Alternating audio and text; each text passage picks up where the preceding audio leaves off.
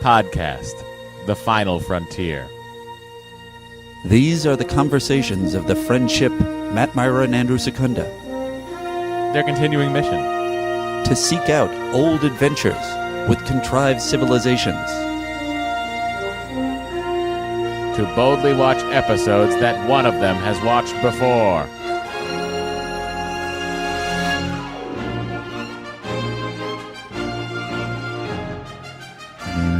Andy, I'm just a man. You are just a man, and that's the perfect way to intro this podcast. Welcome to Star Trek The Next Conversation. I'm Matt Mira. And I'm Andrew Secunda. I love Star Trek. I've watched all of it. Andrew skipped this series, which is why we're going through them one by one. And Love the original, though. He's forcing me Love many of the movies. to sit through season one with him. And in many ways, Andy feels like I'm forcing him to sit through season one. I don't remember the original Star Trek episode that had the two versions of the same guy fighting in a void. But that's who we are, I think, on this podcast. Just blaming each other eternally. And I think there's going to be some heavy blame cast about in this episode, guys. This episode, When the Bough Breaks, is the best title for a Star Trek episode with the worst execution. Yeah. Listen, it's no Last Week, I'll tell you that much. It's no Too Short a Season. I don't know. There's nothing as much bad. talking, Sure. but I felt a little better about this episode than the last episode. Don't want to spoil anything, but yeah. So, Andy. Yeah. The votes are coming in hot and heavy. I don't think we should address it until it's done. Well, it'll be done by the time they hear this. I know, but are you saying we should make the call? No, I'm telling them where we're at and why we're still doing the emails at the top. Oh, I see. Yeah, we're taping in the middle of the week. Both going to New York. Uh-huh. I'd like to say we were going for... We're going to do a live show. Just kidding. We're not. You know, you guys are going to have to organize all that, not us. Please book us somewhere and tell us where we are. As far as we know, we're the only two people that care about this. But right now, here's how it breaks down with the fight. And not to mention, and in the next podcast I'll read, just lots of very passionate and aggressive stances in both directions. Oh my God, really? But I got to say, 53% say hails at the beginning, 24% say hails at the end, 13% say beginning but shorter, 10% say end but shorter. So that basically is like 66 say at the beginning and 34 at the end. Well, then I think that's a big majority. Yeah, that's more of a majority than Hillary Clinton had in the popular vote. Is that true? She won by 3 million votes. Yeah, it's a lot of people, though. Yeah, but, I mean, if you exponentially multiply our listeners by millions... Are you suggesting that by that comparison that this vote should be ignored? I'm suggesting that there's still time, and there's a lot you can do at home. Get involved at the local level. I don't think that's with your true. Star Trek podcast. By the time they hear this, the votes will be over. I understand. Sorry, folks. It sounds like a rallying cry, but it's not. The battle has already been lost. The battle for Aldea. Yeah. So, Andy. Yes. I think because of the way that it is right now, the way the voting is, I think we're going to have to go ahead and open those hailing frequencies. Oh, are we? Right? I would feel like we leave it at the end, and then, but I guess it doesn't make a difference. Not as well. Unless you're absolutely not ready for that, then we can... No, I can do it, but just first, would you, Matt Mira, recommend that people watch this? I would say skip it. Skip it, says Matt Mira. Skip it. Skip it. Remember Skip It? Captain, we are being hailed. All right. You know what I forgot? What? While you're doing such a great job over there with your sounds, I forgot to bring us up to the Enterprise. Oh, you're right. With some ambient fun. We're just nowhere right now. Has anyone... I feel like people like it. No, I without question, people like it. Great. Yeah. I mean, we can do a poll, but it's at least we go by the random Twitter comment, and the comments in the emails. People are totally on board with the Thank background you, sounds. everyone, for agreeing with us that it is a pleasant sound, and Andy sleeps to it every night. I really do. Although I will not to downgrade the Chris Knife's wonderful sound, but I did turn on my air conditioner before, and I was like, it's a little similar to the air conditioner. I'm sure it was mixed in somewhere. Yeah, but your temperature regulation is going to be... That's true. You can't just turn on the air perfect. conditioner. And the hum is definitely more satisfying. Well, here we are, guys. We're back on the Enterprise. So nice. Now that the hailing frequencies are open, Andy, hit us. What's the first email? Alicia Endress tweeted at us, too short a season really felt like a bad original series episode. Was it a repurposed script? It wasn't, great but question. The answer is no. It was very similar, at least in terms of theme, to the Deadly Years, where Kirk gets old, McCoy gets old. And I remembered... How was their old acting? Shatner's had to be right up there. You know, I didn't pull it up, and I should have, and we can try and do it if you want to do it. The thing that I really wanted to compare was McCoy is also old. Yes, you wanted And to see how he played it. He does a Southern accent. I remember him saying, "I'm just an old country doctor." The same voice as he does. So I think you in were right Farpoint. that he does go, I don't give a shit anymore. I'm not trying. I'm just going to be me. But how amazing! And I wonder. I'd like to think it was DeForest Kelley's choice, but it also would be satisfying if it was a writer's choice. That it's like, no, that's what he's like, and then they remembered it in Farpoint. It's really nice. Oh, that's a good call. I wonder. Nice canon consistency. Totally canonical. Hi, Andy and Matt. In too short a season, do they ever really explain what the title means? Most episodes seem to have a very clear or at least clever title. Not so with this one. The title makes me think it's about baseball or a planet suffering from drought. Not a disgruntled admiral. Animal. What do you think? I think too short a season is that man's life, right? The season. The season of his life. And it was too short. It was too short for him. For him. Hence him trying to go back and But you know, it's get back interesting. on board a ship. I mean, that is drawn so thinly in that episode. They put almost I don't know if they were like getting paid by the word of dialogue. But you know what's crazy is they had all that dialogue and none of it addressed the question that are from, oh, you know what I didn't say? Oh, it's Matt in Anaheim sent us that Matt in Anaheim addresses. It's like there's nothing in there about him feeling like his life is too short, other than a little bit that he wants to go down and kick some ass. But other than that, He not does. much. He really does want to go kick some ass. Anyway, he also says enjoying each podcast, which is kind of an interesting way of framing it. Well, I think he's going through them. I've discovered, looking at our statistics, that I think people are handpicking which episodes they're listening to. Oh, interesting. Based on, from what I can tell, how much they enjoy the episode of Star Trek. You know, I would take another look at that unless you know that the ones, because I feel like when I looked at those things, Uh-huh. it seemed like it was high on a lot of terrible episodes, but maybe that's just our opinion. Oh, that's a good question. But I think it's recognizable titles like Hide and Q and Right. Data Lore Yeah, are popular episodes. right. So you're saying we're forever going to be trapped. I think we're to, trapped. Right. I think once we hit the third season, the show's going to be gangbusters. Look out, Ira Glass. Divorced this week, I think. Oh, that's a shame. Somebody else got divorced too. What if he didn't get divorced and you just said that? Yeah. Well, you know what? Think about it, Ira. It's working out great for me. Not like I'm sad all the time. Oh. Brought the podcast all sad. Next hail. Robert Rhine, I think. Rennie. I'm sorry, Rob. Hey, guys. I came by you through Talk Salad. Kevin Smith was the only podcaster I've ever followed. You guys have changed that. I like the absence of format. What you're doing is very meta. As TNG matures, so does your podcast. I expect as TNG changes, so will your format. And I did wonder. You're not wrong. I did wonder what will happen when every episode becomes amazing. And we'll find out. That never happens. Oh, really? No. They don't have like a season where it's constant home runs. Oh, well, no, but on par, they... Right. You're not telling me that it doesn't eventually become awesome, are you?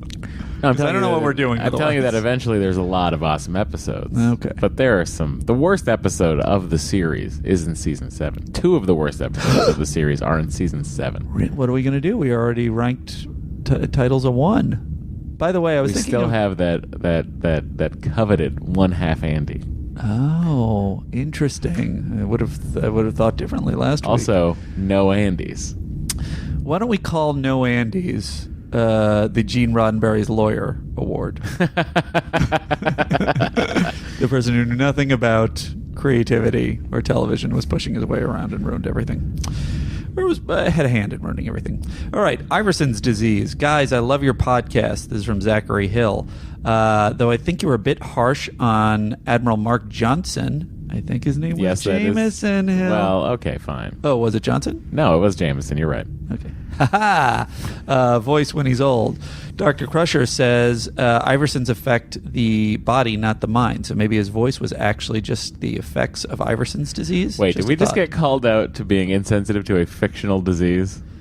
No, I think he's saying we were called out for being insensitive to the actor. He had a line in there about us laughing about the performance that I trimmed up. It wasn't his fault.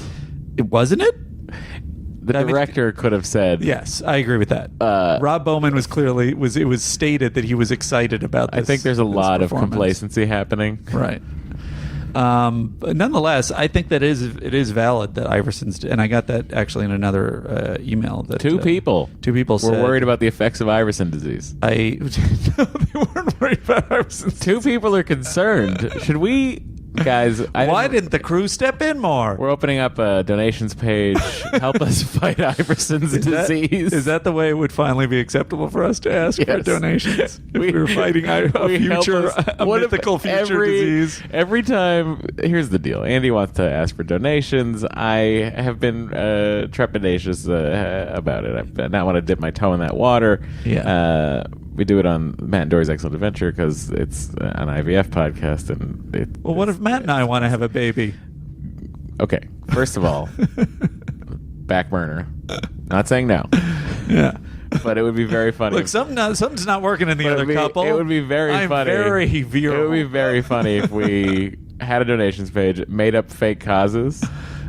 Like if we were like, we're asking to raise money right now. We're trying to rebuild Aldea. Sure. Their defense shield recently went down. Like at the end of the episode, we're trying to raise money for whatever the cause is. Yeah. Retinox for Retinox 5. for Kirk. He's allergic. Oh, he's allergic. That's right. Can't have to Retinox. fight his allergy then. Instead, he's got these pretty cool glasses. Yeah, I guess so. Those are pretty nice. How much did he get for those? $200. Oh, did he sell them? And it's like, it's a lot. In Star Trek 4, he sells them. He pawns them at a pawn shop in I San don't Francisco. remember that. Oh, and only got 200. He got $200. And he goes, is that a lot? And then the guy goes, I gotta watch Star Trek 4 again. Should I just wait until we review it? Sure. All right. I may watch it before then, honestly. Some worthless trivia for you. I love worthless trivia. Bring it. From Jeff Lucian in Elma, Washington. Worf's promotional ceremony that Matt mentions takes place on a 3-master rigged ship. The ship Enterprise. is Lady Washington, a replica of the Columbia Rediviva, built in 1773, the first ship to circumnavigate the globe. The Lady Washington's home port is in Aberdeen, Washington. Aberdeen, Matt, this is for you, is the birthplace of Nirvana and their left-handed guitarist and frontman Kurt Cobain. I really didn't give This you enough is for you. really put him on the spot without much information. The ship was also the Interceptor in Pirates of the Caribbean. Yeah. I would have said Caribbean. Oh, Caribbean. Yeah, I have weird things. I think you go to the Caribbean. And you ride Pirates of the Caribbean. I have no stance on that. You think that's... Let's just hear. No, what? Andy, what are you looking up? I'm making a looking up joke. The pronunciation. Is that... They're both either They're way, both but you accurate? always say Pirates of the Caribbean. Like you always hear it said like that. Right. And then when you actually talk about the place, it's the Caribbean. Okay, good. That's what I'm saying. I say so many words wrong, which is really a fine skill for a podcaster. I mean, it is weird. Your name is actually Randy. Randy Secunda. That's what I'm called often on Goldberg's. In many characters. Keep an eye out for the characters that are bastardizations of my name. Too short a learning disability. Dear Matt and Andy, I'm writing to comment on Andy's long-running theory that Dr. Crusher has a learning disability. While there is much evidence to support said theory, I believe Beverly works under the miracle worker method. In the original series, Scotty would always claim that a job would take 3 times longer than it would or was even possible. Matt is currently holding up a working Gandalf pipe. That is the thing that caught my eye the most, was that it says functional replica pipe. Yep. Andy has the pipe of Gandalf. That's right.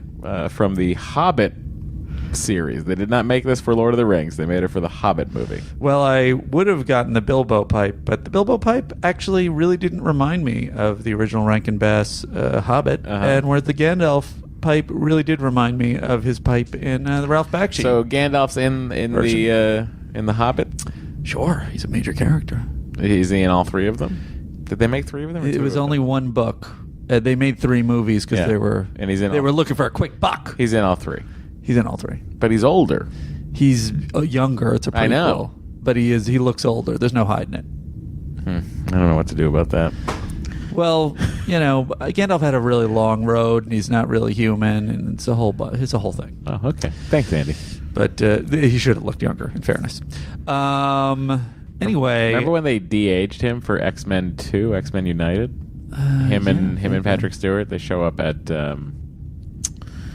someone's house, and it's the first time I saw de-aging happening with CG. That's not the Quicksilver And scene. it looked very cool. Yeah, isn't it?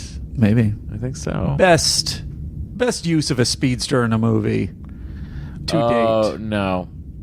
Uh-oh, here we go. No. It's not Quicksilver they're going to see. Oh, okay. It's not. You're thinking of First Class. Oh, yeah, that is. No. Days of Future Past? Days of Future Past. Yes, that's what it is. Yes, when he's in the Pentagon? Yes. Yeah. But no, they're going to break out Magneto. Yeah, isn't he in a Is that the prison Pentagon? in the Pentagon? Oh, maybe. Isn't that where he is? Yeah, maybe. Guys, we are talking about too many nerdy franchises. It involves Patrick Stewart. It's in fairness, it tangentially also connected. involves aging. It's true. We're talking about too short a season. So, Andy, what's the next email?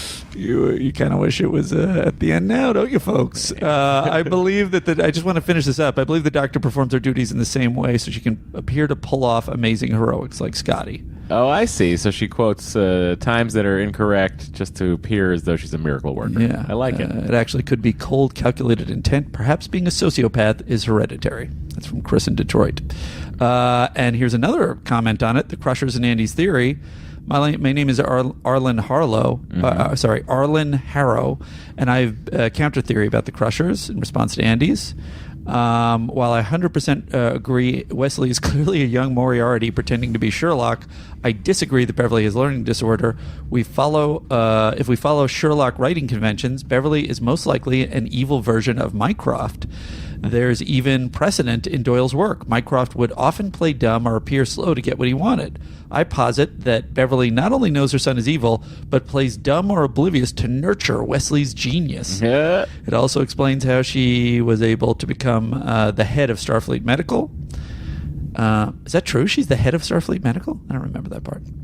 Buckle up for next season, buddy. Oh, man.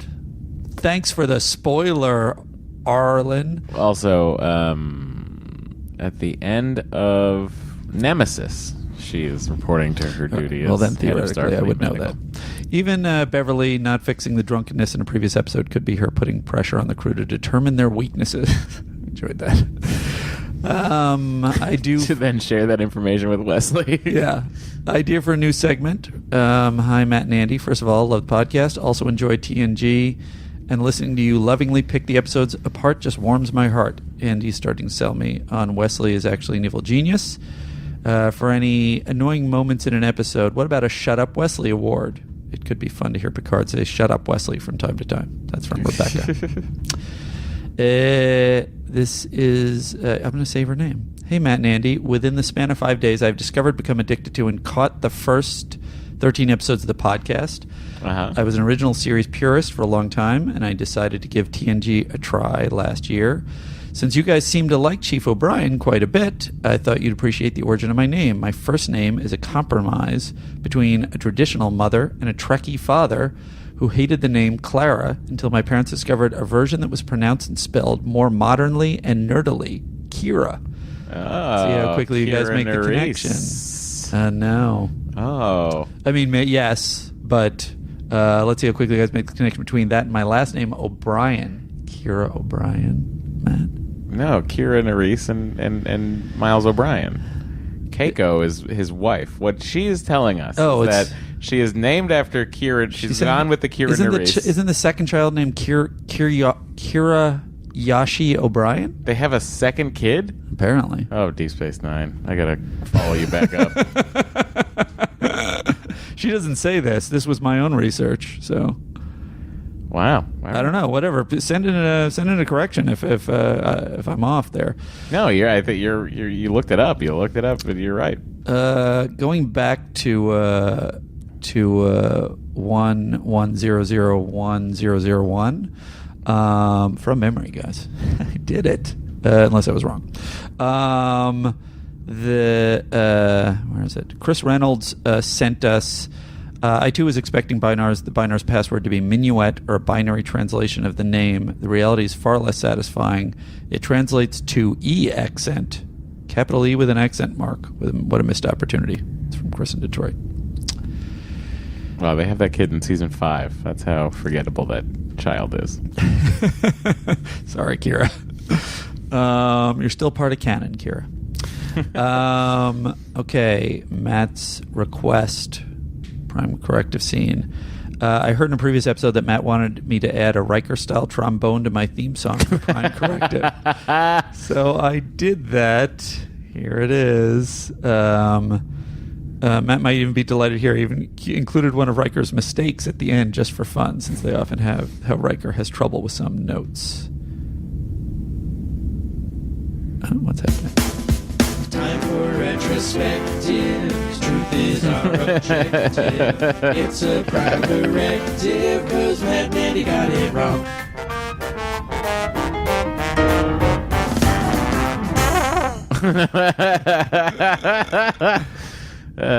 It's worth it. It's all worth it.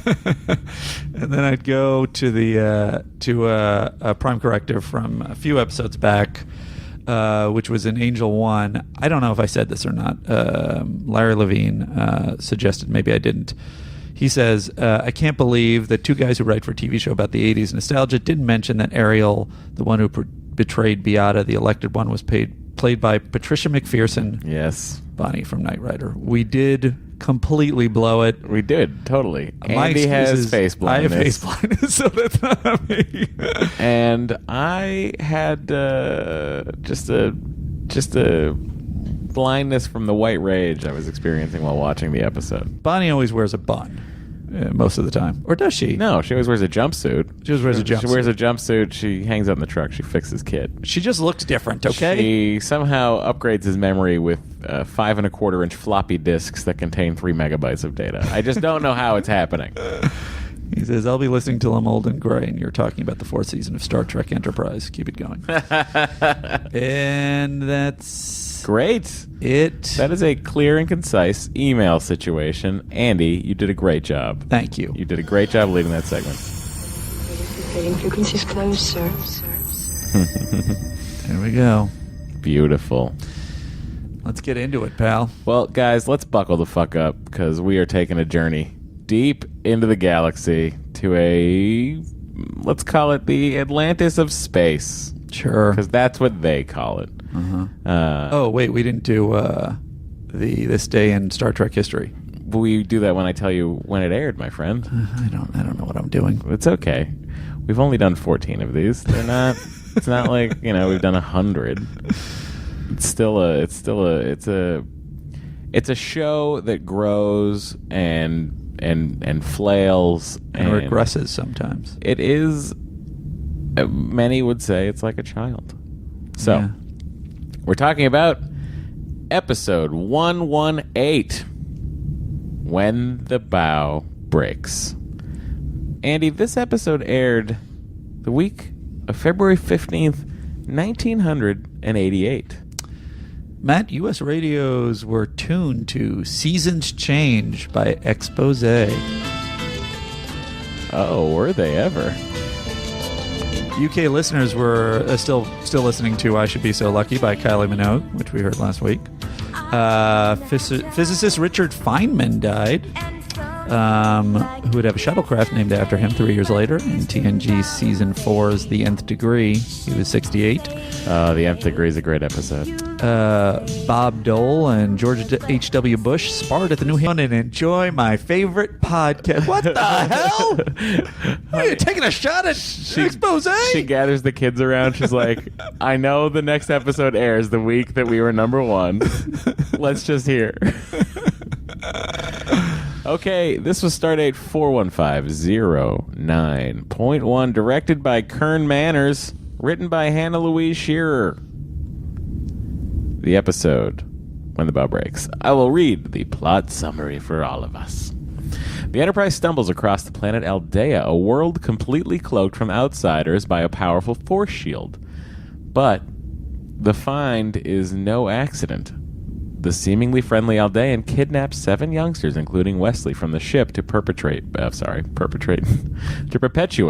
their race. Parents begin to panic as all attempts at negotiations fail. The Aldeans, convinced they are permanently sterile, stubbornly offer only to trade for the children. As a show of force, their defense system knocks the Enterprise 3 days' distance with one bolt. But there, Wesley finds holes in the Aldeans' technology. Their age-old custodian supercomputer shows wear and tear, and no one knows how to maintain it. A secret scan by his mother shows the race is dying from radiation poisoning due to an ozone leak caused by their shield. It's not an ozone leak. There is no ozone layer. There's no protection because the shield is up. When Wesley organizes a hunger strike, Picard and Dr. Crusher are asked down to the planet for help. Riker and Data use this opportunity to secretly beam into the computer center, and backed with the control of the cloaking shield, the Enterprise crew is finally able to convince the Aldeans of the nature of their true problem. Picard pledges the United Federation of Planet Aid to help them regain their ecology and their health. Yeah. That's what happened, all right. So, let's dig in. Yeah. I have to say, Okay. this episode, from the start, started very promising to me. I was about to say. I was just like, oh, this seems fun. Yeah. It starts very differently. You're hearing upbeat music. You're seeing a happy Riker. Let's take a gander with our ears. Let's have an ear gander, shall we? Listen. Commander Riker, report to the bridge. On the way. Harry! Harry, come back here! Hip checked that Harry. What's your hurry, Harry? Sorry, Commander. I was just... Harry! It's Home Alone music. I'm sorry if he bothered you. No bother, Dr. Bernard. I'm not going back. I hate that teacher and I hate Now- calculus. Everyone needs an understanding of basic calculus, whether they like it or not. Why? Wonder who the mean calculus teacher is. It's a great question, by the way. Why? Why does he Why need does he need calculus? Seems like he would have more advanced. He'd have space calculus or future calculus or something. He's also a child already learning in calculus. Which well, is, I'm sure they're which very is, advanced. That's how it goes I'm sure in the they future. figure, yeah. He's an oceanographer. The Doctor. father. The father of Harry. Right. Which lends credence to the fact that on deck 8, I think deck 8, maybe deck 9, it's in the blueprints, there are tanks on board the Enterprise In case they have to beam up a whale. full of dolphins. To talk to creatures that only talk dolphin? Yes, and to help with the ship's navigation. because dolphins are used to navigating in 3D environments and humans aren't. Is that been confirmed or that is my canonical. favorite thing ever? It's canonical. It's canonical. It's been established. It's in the blueprints. Oh my god, that's amazing. There are presumably Federation dolphins that wear uniforms. I don't think it's cool to brand them, Joe. I'm not. I'm trying to look it up to show you, Andy. Is this a lie? You're just going to show me a bullshit thing that somebody's made up? No. This is so... I can't tell you how happy that makes me. I don't know why it makes me so happy that there are dolphins swimming around on the ship. Here's a rendering of what a non-humanoid species dolphin would look like. I feel like I'm about to look at a children's book. No. Wait, what is that? That's the uniform. It's an ensign. Is that a joke? No. It's because of... Dolphins are small. So this is in a spacesuit. Wait, what are they doing with that one? The EVA suit? I mean, it's heading outside. They're sending the dolphin into space? They evolve along with humans on the planet Earth, although for much of human history, dolphin sentience was unrecognized. Dolphins are peaceful, intelligent, curious, and friendly. They are aquatic beings spending their entire lives in water, although they breathe air. They possess a form of sonar, which can reliably sense an object's size, shape, texture, and density up to 20 meters away. Since they have no appendages suited to tool use or other such typical humanoid manipulation of their environment, dolphins tend to be introspective and contemplative. Dolphins are valued in Starfleet for their outstanding navigational abilities. Some ships, in fact, including the Galaxy class, incorporate special facilities to accommodate Cetacean crew members and or researchers. Cetacean ops on these ships is where theoretical topics and navigations are studied in depth. So that's what I'm going to assume that doctor does. Oh my god, that guy's got the best job on the ship. Oh, I love it. Oh my god. So is that what is that suit? They like send it out in front of the ship? Like, we're lost. I mean, those are just renderings, and we never see it. Oh, why not? See, it sounds expensive. Although Sequest did it every week. Well, that's what I was thinking. It probably also would be silly looking to see a dolphin in space, but it makes me so happy. Darwin. Darwin. Did you like that show? Yes, I did. It was Star Trek Underwater. And it had fucking Roy Scheider in it. Roy Scheider was great. Is he alive? It's a good limp. Passed away 2008, I think. Had a small run-in with an aspiring sprinter. Number one. Problem, Captain. More curiosity. For the past few hours, we've been tracking faint energy readings in an attempt to locate its source. It's like following a trail of breadcrumbs. The path finally led us here and then stopped. Which is what I knew would interest you. Ooh. A lot of connection going on there. A lot of chemistry. It's really like... I feel like sometimes Picard catches Riker gazing off. Sure. And goes, thinking about Aldea again? I sure am, Captain. Someday, number one. Someday. And they finally... What's our position, Geordi? The Epsilon Minos system, sir. Thank you, Captain. You're right. I wouldn't miss this for anything. What's so interesting about this system? Aldea. Aldea. What? Everyone is looking at him. Huh? Like the audience is looking at the screen. Right. I'm surprised you haven't heard the stories of Aldea, the wondrous, mythical world, like Atlantis. This is all ADR. Ninth Yeah, minute there was a lot of Z7, ADR. advanced culture, centuries old, self-contained, peaceful, incredible technical sophistication, providing the daily needs of all the citizens, so that they could turn themselves over to art and culture. Where's it supposed to be? That's the myth. Somehow, as the legend goes, the Aldeans were able to cloak their planet in darkness and go unseen by marauders and other hostile passers-by who might rob and plunder. What a wonderful fairy tale. Scanners still... Wait, what is that? I feel like I would just play this whole fucking scene, but... You do. I did have a question, which is how many episodes begin, or maybe this isn't accessible offhand, without a captain's log? It was very weird, right? Yeah. It did. The captain's log does not come until after the credits happen, and even then, it's not Seems particularly... like they... Oh, I guess that they didn't want to put it because he just would have been saying, we found something. I think you could just say, Commander Riker. Yeah, and then we can cut the whole thing, although you need to see that kid. Well, you want to see... I think you have to set the kid up. They wanted to see Riker's reaction to Aldea. The shield is electromagnetic. Sorry, I'm trying to play the captain's log so we can all be on the same terrible page. By the way, while you're finding that, I think because it was such a slow beginning, I was noticing some of the credits for the first time. Oh, go ahead. Rick Berman was only the supervising producer in the first season. Uh-huh. Interesting. Yep. That guy really... wormed his... I mean... He carved out position. a niche. He really did it. He sure did, Andy. Became the mastermind of the whole franchise. Took it all to the depths of fun. Captain's log, stardate 41509.1. Either by chance or intent, we've been led to the planet Aldea, which appeared out of nowhere, hidden behind a sophisticated shielding device. I guess they would have had to lay a lot of plot into that. Into the explanation of captain's Aldea. log, yeah. Yeah. So everyone's getting scanned on the ship. We don't know what's happening. They probe the children. Yeah, they scan their faces.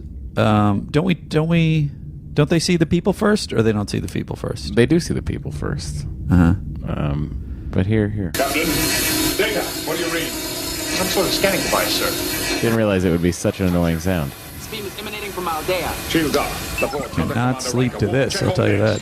Shields inoperable, sir. All decks being probed in a methodical pattern, sir. All decks everywhere, the entire ship? Aye, sir. Can't reach the commander, we're being blocked. Wesley? You all right? It was scary at first. But I didn't really feel anything. Sir, similar incidents all decks. But only with the children. Only with the children. Now they haven't already taken Riker, or have they? No. Because that's a funny moment to me. When they take Riker? What is going on with this? Sorry. It's okay. We're all here to be friends. They take Riker, Beverly, and Deanna, right? Lena and I know how to greet you properly, Commander. We value greatly. Oh, I was So playing the same much thing. that Oh, go ahead. Play your thing. I was playing what you wanted. Chaos. Chaos on the bridge. Oh, you wanted the... I just wanted his line that he says after they're swiped. That Picard says. Ah. But you can take anything leading up to it. Here. Amazing. To exist only in that dream world of mythology, and then suddenly to be here, right in front of us? Now we know who placed the breadcrumbs. We're not here by accident. Counselor, do you sense anything? they want something from us. Something we value greatly. So much that they're afraid we won't part with it. We're ready to receive you, Commander Riker, and two of your colleagues. Interesting choices. What did that mean? Such an odd I think that was his passive aggressive way of going, well, why not me? that actually would explain it. I'm the captain. Why wouldn't I be the one you want to pick? I do wonder why they picked them. Because I figured they didn't have enough lines in the episode. I'll tell you who's got too many lines in this episode. Everyone on Aldea. That is true. There's a lot happening. A lot of children acting in this episode. It's true. How did you feel about the children acting? I thought Harry was okay. He was the main one. Sure. The rest of them are kid actors. I mean, that redheaded girl, she really fucking turns on a dime and abandons her mother. Like, she is so into this new lady. Yeah. I think it's just rude. It is interesting that she kind of acts a little bit like she's got a plan. She immediately wins over this lady. Maybe she does have a plan. I don't know. I guess I'll just jump into it. The thing that to me is the biggest problematic thing of this episode is thematically, it's about the value we put on our children, and this other race can't really understand it. And we didn't even hear an offer. Well, the offer is just like, tell us what you want. $1 million space bucks? The offer is information about some systems they haven't explored yet. But then the offer comes from Jerry Hardin, by the way, who played Radu, who's better known for playing Samuel Clements, a.k.a. Mark Twain, in the 5th and 6th season. Times Arrow, part 1 and 2. Good job. And he also appeared in Star Trek Voyager as in Emanations, as Neria. And but as I remember it, as a Deep Throat in the first season of The X-Files. And an unnamed attorney in Big Trouble in Little China. That's exactly where I know him from, is The X-Files. Also, I mean, Times Arrow. Whereas Rochella, who I also was like, I know her, played by Brenda Strong, played Sue Ellen Mischke in this memorable episode. Hi, Elaine. Hello. I happen to be in the neighborhood, so I thought I'd stop in and thank you for your lovely gift. Oh. Welcome. Is anything wrong? Well, Sue Ellen, it's not a top. It's a bra. Oh, I know. Thanks again. Happy about. So she gave her a bra because she never wears a bra, and she gets a lot of attention. And then it backfired on Elaine because she only wore the bra and a jacket. That was a name that would have taken me forever to pull. I knew the name Sue Ellen Mischke. Yeah, I think she's referred to in other episodes, but whatever the case. Nonetheless, none of that helped me in this episode. Aldean shield still up. Hailing frequencies open. No response. Keep trying. Counselor, you'll have to gather the parents. They'll need to speak to you as well, Captain. Captain, your children are with us. My word of honor, no harm will ever come to them. Harm has already come to them. Captain, let us begin discussions regarding appropriate compensation. Compensation? You have stolen our children away from their classrooms, away from their bedrooms, and you talk about compensation.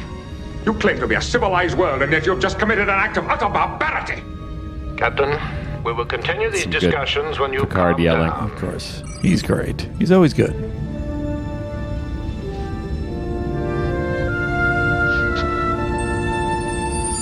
That look he gives back to Riker and Crusher is like a look of like, why do we have, how many torpedoes do we have? Can't we blow these people up?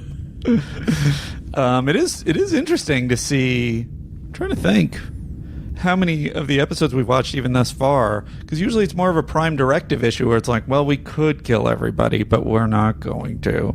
And this is an episode where they really are overpowered. Oh yeah. And over technologied, whatever that's called. So it's interesting to watch them kind of struggle with it.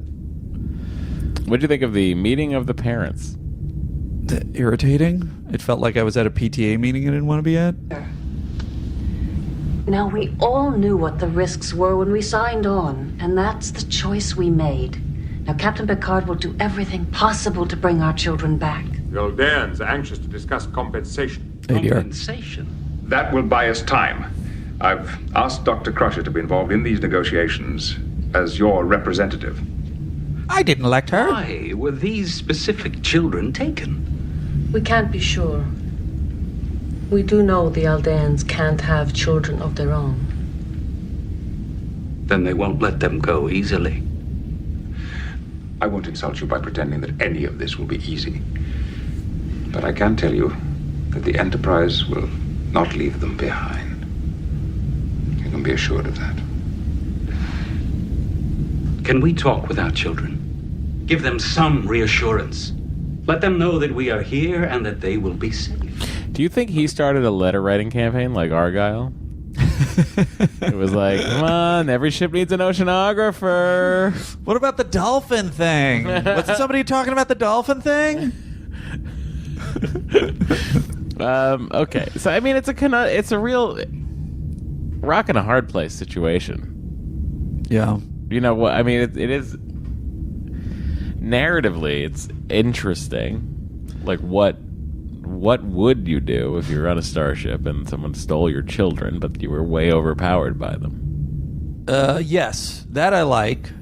What I don't like is what theme are they in the end heading towards? Really, the most clear plot move that pollution. That's the theme. But that has nothing to do with children. I know. Well, it does. I mean, I guess for the future, in the sense, whatever. yes. But that's not really what they're talking about. If you turn that on, then it's going to play out of the speaker. He's touching my remote speaker. Oh no. So I think actually what's even more frustrating is at a certain point in the episode they do take a plot turn that's like that's what the episode should have been about, right? Which is when Rochella, I think her name is Brenda Strong, becomes attached to the little red-haired kid, and she's like, "I won't give her away." And so then these Aldeans are suddenly acting like the parents on the Enterprise and don't want to give up their kids. Right. So then you're saying there then should be an internal turn that they make? Or that should be used. Maybe Wesley uses that somehow to get the kids free. I mean, nothing that is never addressed again. And to me, that is the center point of what they're saying is the value we put on our children. Where have you been, Rochella? Xena and Aran are waiting to take Alexandra. No. No. I told you that she... No, Radu. They can't have her. I will never let her go.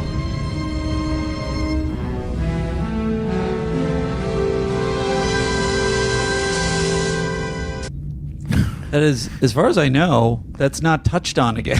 Nope, it is not.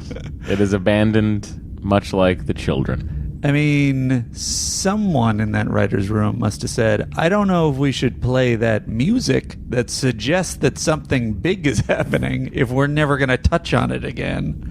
Also, shouldn't we touch on it again? This is the custodian. What does that mean? You may ask any questions you wish. Thank you. Duana, what does the custodian do? It frees us from all burden. It takes care of all our needs. It regulates our lives. Who built it? The progenitors. When? Oh, hundreds of centuries ago. This lady got What is it crazy powerful? eyes. She does. Wesley, why is that important? It does what we ask it to. It always has. This lady definitely runs an independent bookstore in the valley. What difference does it make how it works? If you don't know how it works, then how can you repair it? Why would we want to repair it? From time to time, every custodian requires maintenance. Wesley, Radu is right. You ask questions I can't answer. Ask the custodian instead. Custodian, can you show me where Harry is? Yes. Why not ask the questions you were just asking? I know. Who built you? It's such a Do weird you need scene. maintenance? I didn't understand. He gets permission at the top Show me of the the children. scene. Why are you... What aspect of your culture makes you not aware of the value of children to other races? Maybe that question.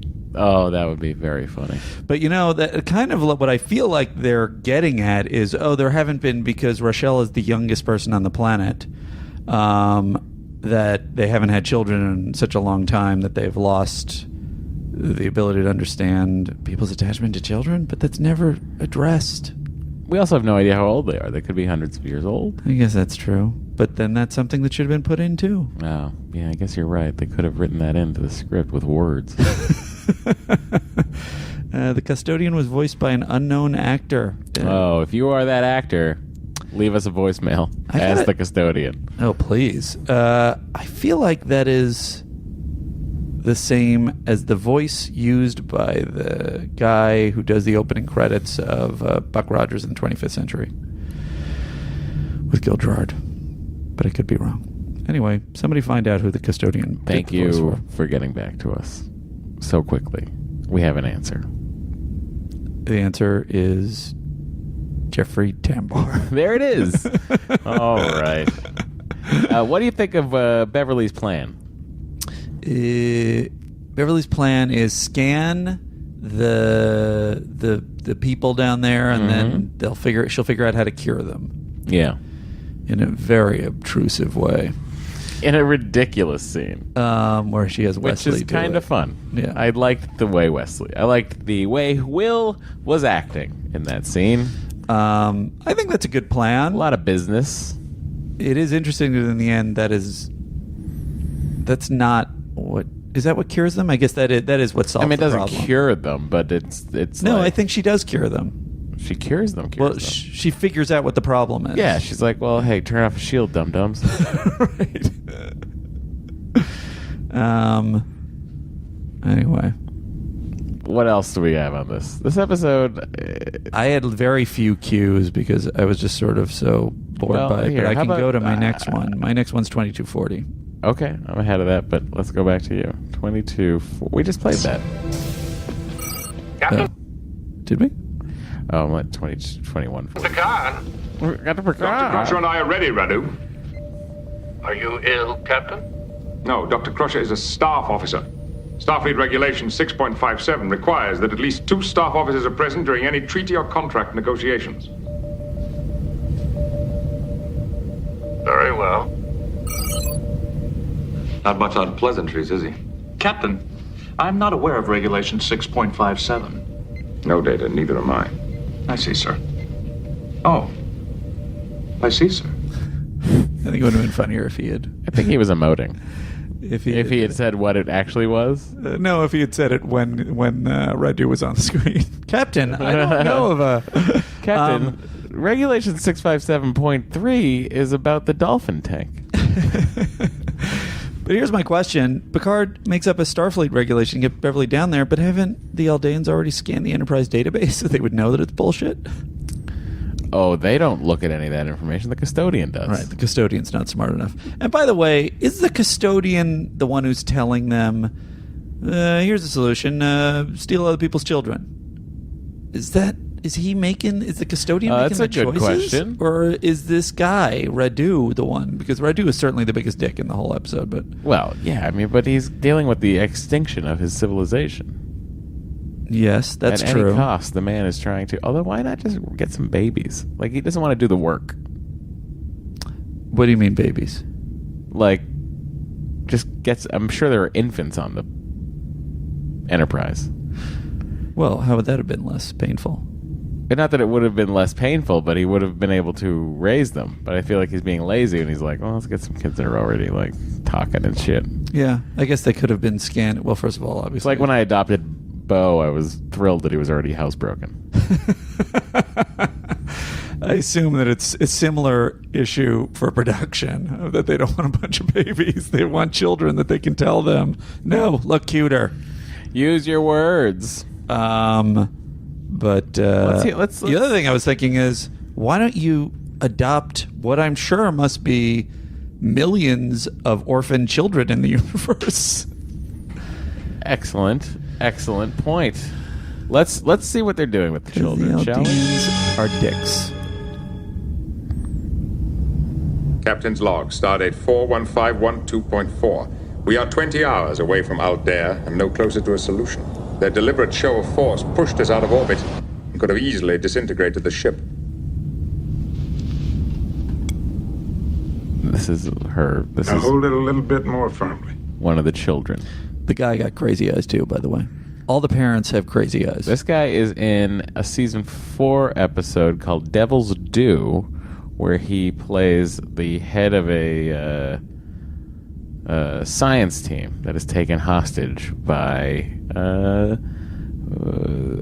You gonna spoil something? No, listen. The world has a 1,000-year contract for peace, at which time the devil will come back and take the planet, and the devil has come back to take the planet. That sounds awesome. What season is that? 4. Oh, Jesus. Perfect. Now think. No, think's not right. Feel the notes inside your head. Whoa, that's how you play music. I want to get one of these. Sorry. Oh, Did I no. break it? No, it's all right. You can't break this. I find that unlikely. Did exactly what I thought. And felt. Yes, it's a direct reflection of the music within. Now we just have to teach you to structure that feeling. Try it again. It's synthesizer music. She feels synthesizer music. This theme. I mean, she's very good at this new instrument. Sure. All you gotta do is feel something. Like Harry, when he's carving, the first thing he carves looks terrible. My instrument would be playing some very angry music all the time. Now, play something happier. Network executive. It's not the way I feel. It's not the way any of us feel, young lady. The characters aren't happy enough. Let's when he tells them about dolphins. Okay. It's so alive and graceful. What do you call it? It's a dolphin. This guy's got the craziest Dolphin? eyes of all. You know, it swims in the ocean like a fish. Well, only it's not a fish. A fish? We used to have those in our oceans. I've never seen one before. I used to live near the ocean on Zadar 4. My dad's an oceanographer. He says that, well... It does bother me that no one's from, like, Lake Michigan. Well, Kirk was from Iowa. Picard's from France. Riker's from Alaska. Nobody's from Newark. But, like, Geordi's from a different planet. Geordi's not from Earth. Geordi's... Oh, really? What is Geordi? He's in a different colony. Well, his mother was in Starfleet. And father was in Starfleet. He's human, though. Yeah. He's human. He's got a problem. Oh. Geordi is from Earth. Uh-huh. It's that the continent of Africa in the 23rd century is called the African Confederation. It's not separate from, or is it? What? You know what? I never really even thought of it. What? Because I think in my head, Starfleet is so massive that it basically defines everything on Earth. Right. Well, I think the Earth is very small in the sense of, like, you could, go to Disneyland Paris right now if I wanted to. Was that where you would go? That's where I'm going. How was it? It was great. How did it compare to regular Disneyland? It's or Disney World. Less people, wider streets. Less people because the French are like, we don't care about this. I think it's a little bit of that, yeah. Oh. Maybe it's a lot of that. What is this Mickey Mouse? If I go there, I'll have to eat that American hot dog. I love an American hot dog. I bet they had a lot of wine there. Ooh. Disney-flavored wine. They had, that was a big problem when they first opened. They didn't have liquor. Because it was. That is, you're just setting yourself up to fail. You're setting up a theme park in France. We're like, what the fuck is going on here? How do I drink? You want me to look at all this brightly colored cartoon crap and not drink? All right, well, at least I'll light up my cigarette. No. What? Oh, that's a recipe for not making any money. Why don't they do a Star Trek theme park? They're crazy. They're supposed to be building one in Dubai. Why is Dubai getting to it first? Because they have the money. Oh, so they can it's just some Arabian Matt Mira over there that's like, I'm going to do this. Believe me, if I had oil money, they had. Hang on, I'm going to look this up. This information right now. It's in Jordan. I'm sorry. Okay. It's called Paramount Park. So weird already. Yeah. And I don't know if it was like ever actually built. I don't know if it ever got Oh, it happened built. in the past? Well, in the past, they were, there was one point they were going to build the Enterprise A. Oh my God. In Vegas. Uh-huh. They were going to build full scale the Enterprise, and it would be the hotel. You could stay in the Enterprise. Oh my God. They were going to build it. They drew it up and everything like that. Oh my God. But it never happened. I just had a nerdurism. So I guess how could that not have made a ton of money? I wonder why they shut it down. They really ran out of guests. Well, it was a number of things. The licensing deal was expiring. It was a whole. I think I went with a friend who convinced me not to wait. I think we were there. That is a bad friend. Yeah. I was convinced by my own self to not worry about any lines and just fucking go and have a great time. Or maybe they were sold out, or they were closed. Maybe they were closed when we went. We were going specifically for it, and they were closed for some reason. I don't like the. It's a real downer that I never got to see that. That is closed. It was really my favorite thing. Imagine me. I've never even seen it. Now I'm just getting into the show. Now I'm sleeping to the freaking sound every night. So this, Andy, trying to bring this up for you so you can see it. This is what they're building in Dubai? This was what they were going to build in Vegas. Oh, people, look it up. So beautiful. Why don't they do it? They're crazy. More people would go in that than that friggin' pyramid. Yeah. Or the I don't know, what are the other stupid things they have there? So many stupid things. There's a pyramid, there's France. Ugh, so dumb. Yeah. Come on, guys, get it together. And ask Matt and I to be your Imagineers. So they're going to build a $1.5 billion Star Trek theme park in Jordan, and I remember seeing news of this, and I don't know that it happened or is going to happen still. This is like news of it was in 2011, so nothing has happened. So maybe it fell through, and Andy and I still have a chance to build it ourselves. I would love to know what the specifics are of what led to what Arabian prince is being given weird looks by the rest of his family. By like, I'm still building it. Movie Park in Germany, has a Star Trek roller coaster they've just opened. Oh yeah? Oh, it opens in the spring. Would you like to take a look at the trailer with me? Sure. Star Trek. I'm a little afraid of the scary roller Operation coasters. Enterprise. I have a feeling this is going to probably be in German. On the curve. Okay, so it's panning across the tracks. Seems I can already tell there's a loop, which I don't like.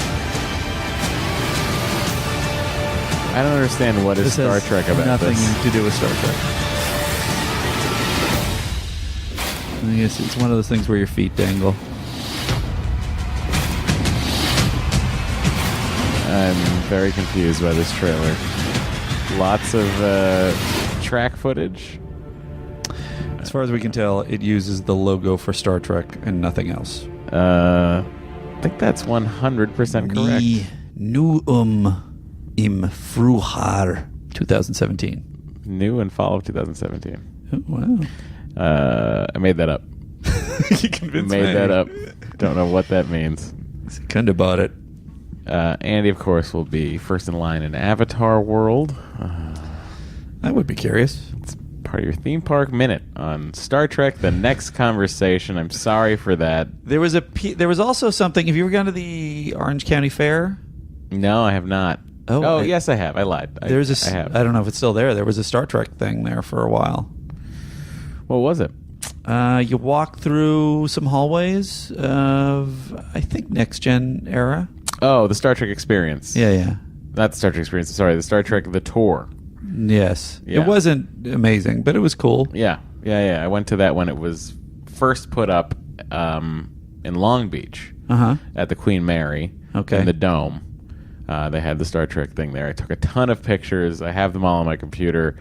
They built out part of sick pay. Sick pay? Sick pay. I need sick pay. I need my sick pay. That's why we're striking. They built up part of sick bay. They had a thing with the Titan, which was Riker's ship he gets after Nemesis. Spoiler. All right. He gets his own ship? He does. He becomes captain. I think there might be a couple of them at the end. That you blocked out from your memory? Or didn't watch. Oh, I just would have blocked them out from memory. What's your last clip? Captain, if you don't accept our terms, the Enterprise will be pushed so far away that by the time you return, your children will be grandparents. I just wanted to give a hat tip because that was a great act ender. I really don't like this episode, honestly. A tip of the hat. And the fact that the repulsor beam blows it away, I think there was a lot of mention that they use it later in a Q episode. Or they used it prior in a Q episode. I don't know. My next thing isn't until 42. It's that good, huh? I just didn't have anything to say. The last one, you didn't have anything to say, and I was sort of picking it apart step by step to the point where I think I was irritating you by the end of the podcast. Oh, sure. And this one, it's so underwhelming, right? It's mediocre, but it's not so bad that it angers me. It's just so meh. Right. It's meh. Oops, sorry. It is weird that Wesley organizes a hunger strike. Well, I mean, I don't have to play the theme if you don't want me to. So do I. But I don't want to stay here forever. Do you? No. But I like working with the wood. Harry, we all have to be in this together, or it's not gonna work. Okay. I'll just do this. Andy's theory. Wesley's a psychopath. He's telling the kids not to eat. That's his plan? Like, but I'm hungry. And then the little redhead tries to grab a piece of food, and she's like, no. We must all not eat. It's crazy, man. And I got to say, a lot of people tweeted at me the same thing. I was thinking it, and you all thought it too. I'm tired of when the bow breaks. All right. It's just dealing with this douche Radu.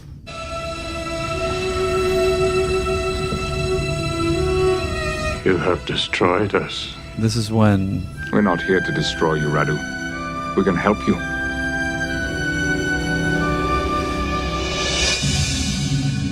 So they find a way. They don't resolve it with them, really. They just find a way to basically get down there and turn off the custodian. Terrible security on that custodian. I don't understand if the custodian is sort of artificially intelligent. Down. Why was he breaking down? It's so old, no one had maintained him.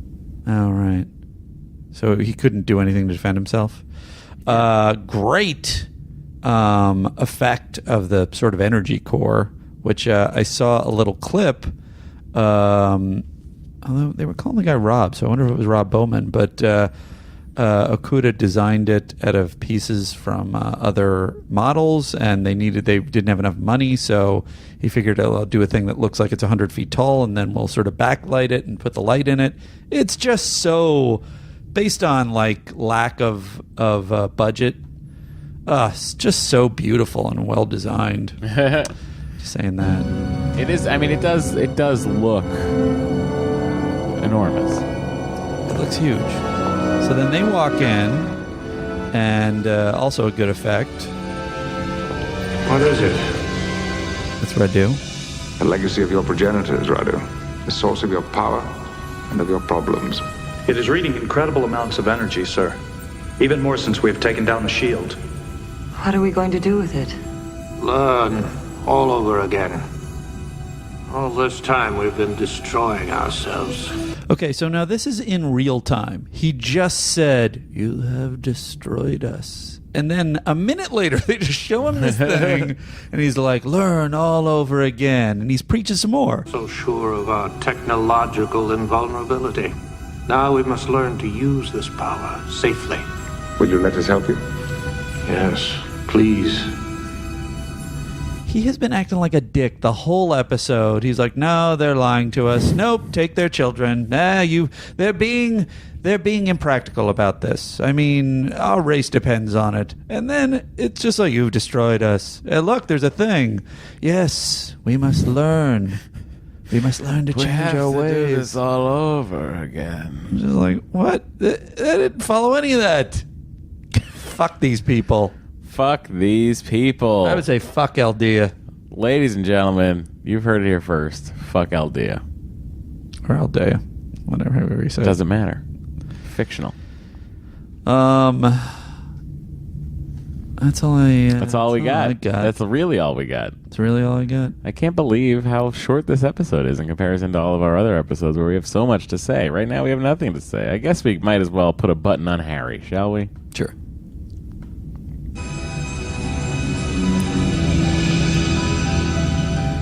Dad, I want to be an artist, but I don't want to take calculus anymore. You can be anything you want, Harry. Anything. But you still have to take calculus. Okay, thanks, Dad.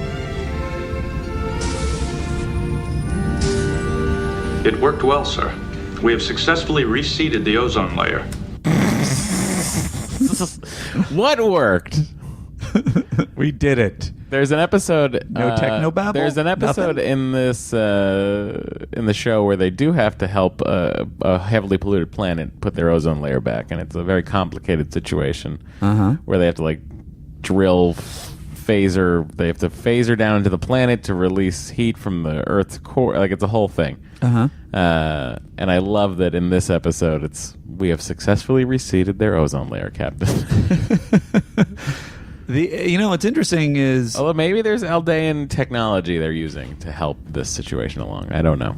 There are three things. There's the pollution plot that is just touched on and never really explored in any serious way. There's how we value our children, what our children mean to us. Does another race value them? They fucking bauble that.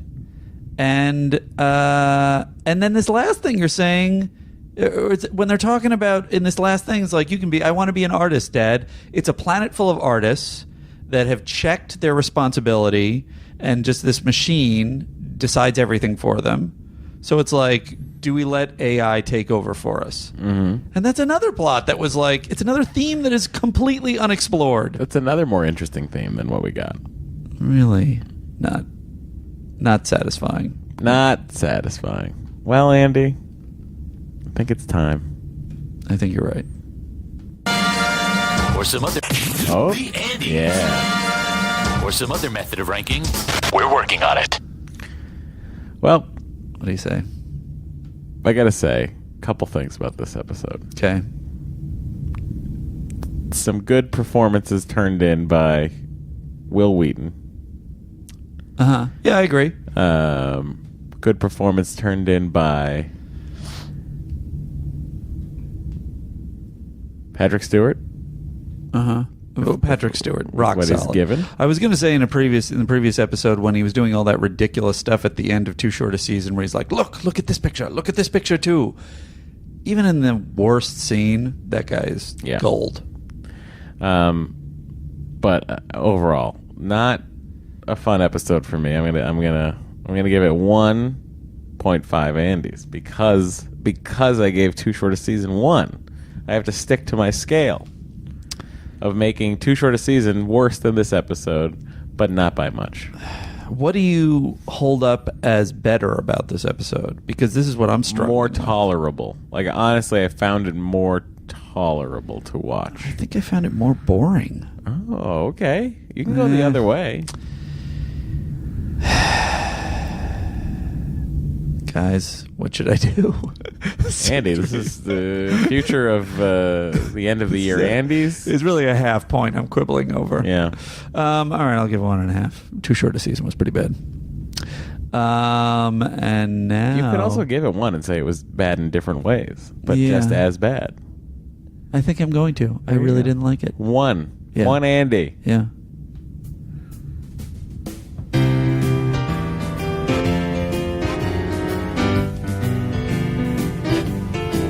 Well, it's the MVC, yeah, the MVC. Only Matt and Andy know who it's gonna be. Will it be Data, Riker, Troy, or Dr. Crusher? Gotta fill the time with something, at least until season 3.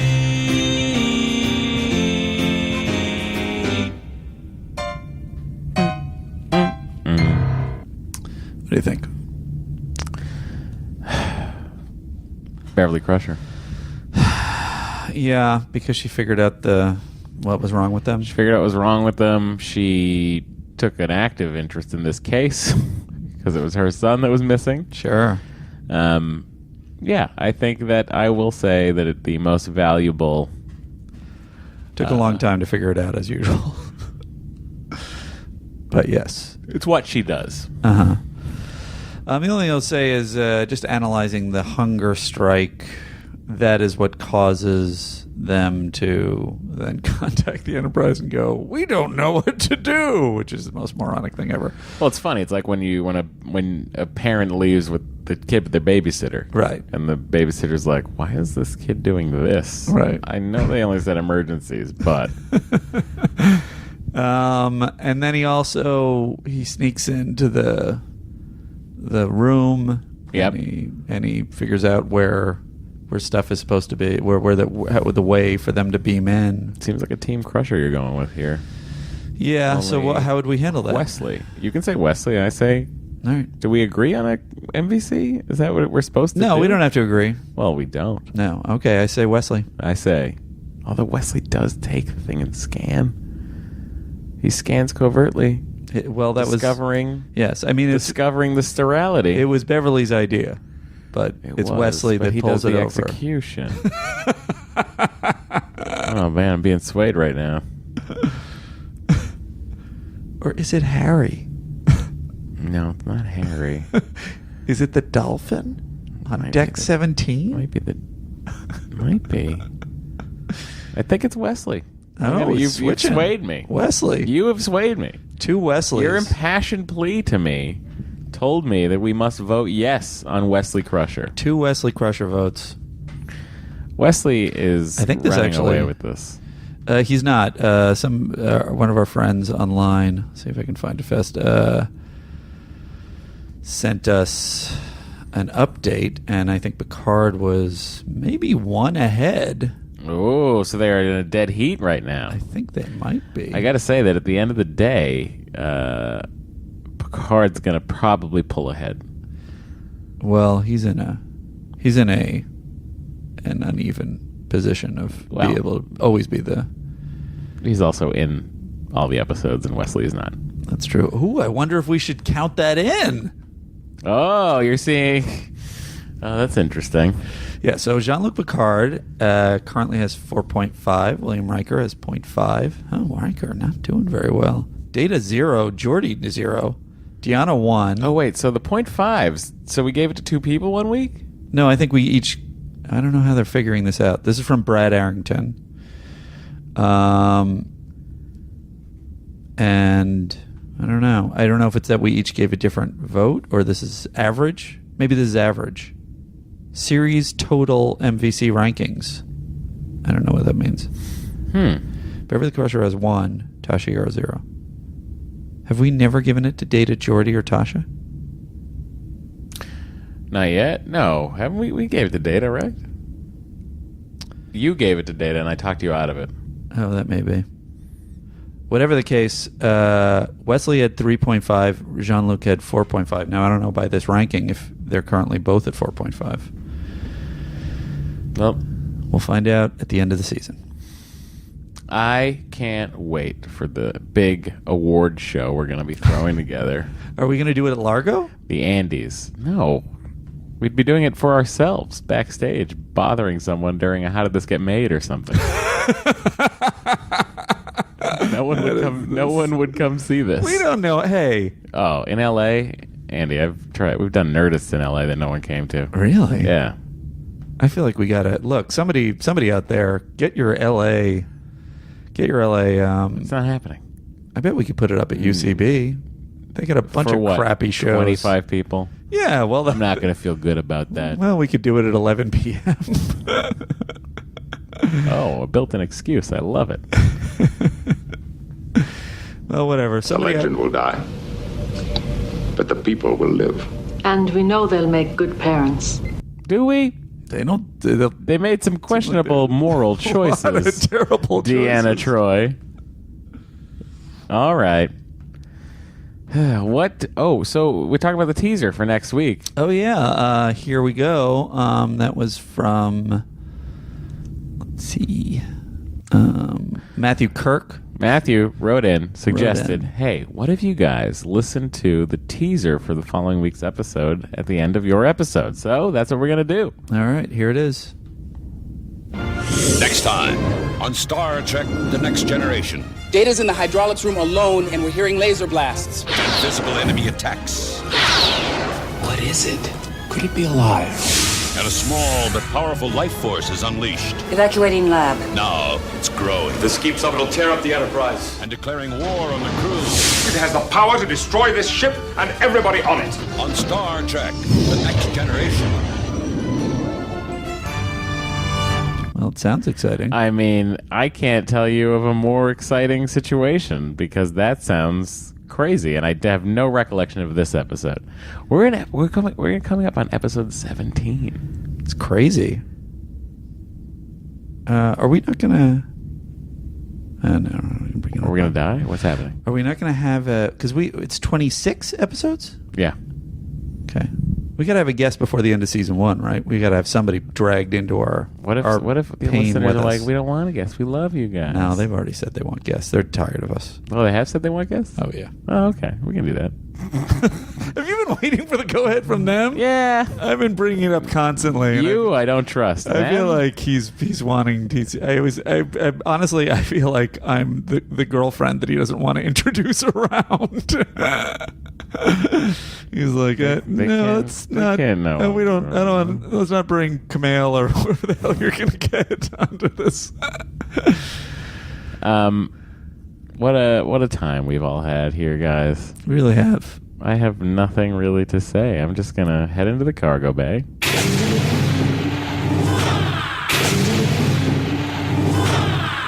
I'm gonna punch in these. Please input command code. Super loud. And I'm gonna do this. Warning. Self-destruct sequence has been initiated. That is Warp the way that core every overload podcast in should 7 end. minutes. That's the way every episode should end. I would 100% be the other command officer agreeing to that. All right, Andy. Everything's fine. If you hear any counting, don't worry about it. A minute. He said it for self-destruct. Oh. So long. Disengage. Self-destruct sequence has been terminated.